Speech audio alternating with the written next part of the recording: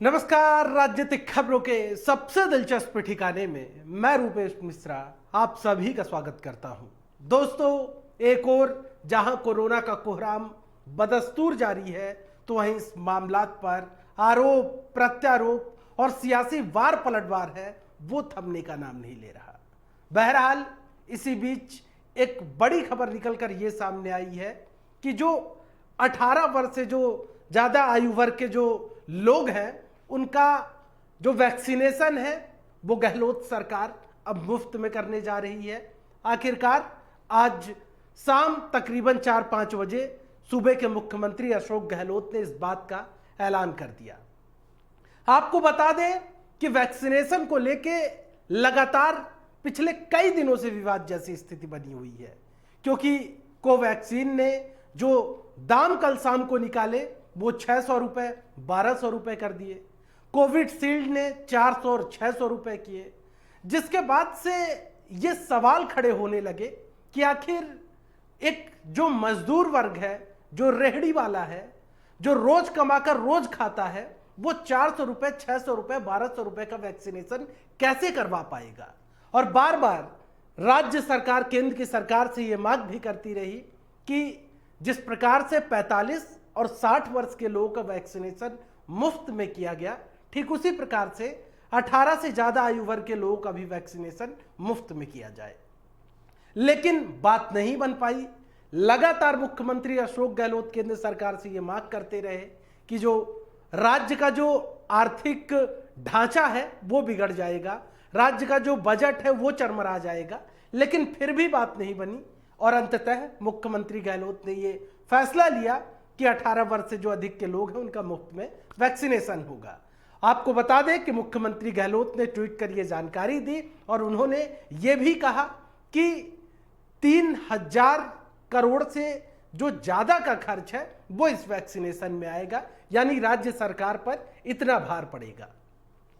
खैर, ये तो थी वैक्सीनेशन की बात, लेकिन आपको यह बता दें कि कोरोना पर वार पलटवार का जो दौर है वो थमने का नाम नहीं ले रहा, क्योंकि ऑक्सीजन को लेके हर प्रदेश, हर राजधानी, देश की राजधानी दिल्ली, तमाम समूचे भारतवर्ष में हाहाकार जैसी स्थिति है।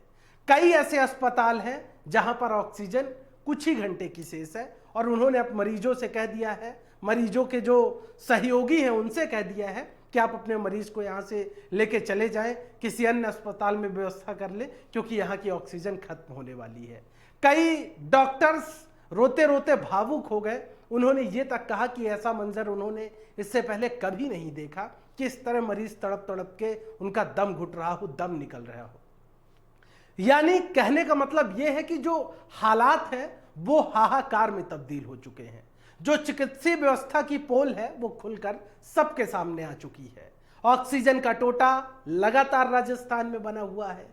राजस्थान में भी कई ऐसे हॉस्पिटल्स हैं जहां पर बेड नहीं है, ऑक्सीजन नहीं है, जो जीवन रक्षक दवाएं जो कोरोना से लड़ने में कारगर है, जो रेमडेसिविर जो एक इंजेक्शन है उसका लगातार हाहाकार मचा हुआ है। लोग लगातार अपील कर रहे हैं सोशल मीडिया के जरिए कि 1-2 जो भी हो पाए दीजिए, क्योंकि मरीज की स्थिति क्रिटिकल है। वहीं उदयपुर से एक जो खबर आती है वो ये आती है कि रेमडेसिविर की जगह जो नर्सिंग स्टाफ है, जो डॉक्टर्स है, उन्होंने मरीज को कोई और इंजेक्शन दे दिया और रेमडेसिविर जो ओरिजिनल इंजेक्शन था उसे बेच दिया।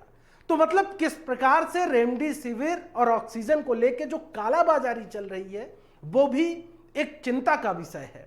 और इसी बीच जो गहलोत सरकार के मंत्री हैं और जो कांग्रेस पार्टी के नेता हैं, उन्होंने केंद्र पर आरोप लगाया है कि केंद्र सरकार को जिस मात्रा में ऑक्सीजन राजस्थान को देना चाहिए, जिस मात्रा में रेमडेसिविर इंजेक्शन राजस्थान को देना चाहिए, उस अनुपात में नहीं दिया जा रहा है। यानी प्रदेश के साथ सौतेला व्यवहार किया जा रहा है।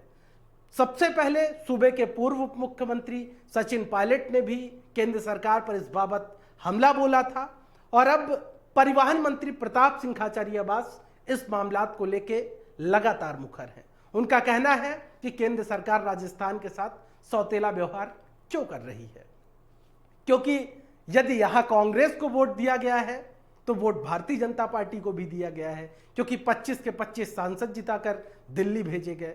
वहीं खेल मंत्री अशोक चांदा हैं, वो भी इस मामलात पर मुखर हुए हैं।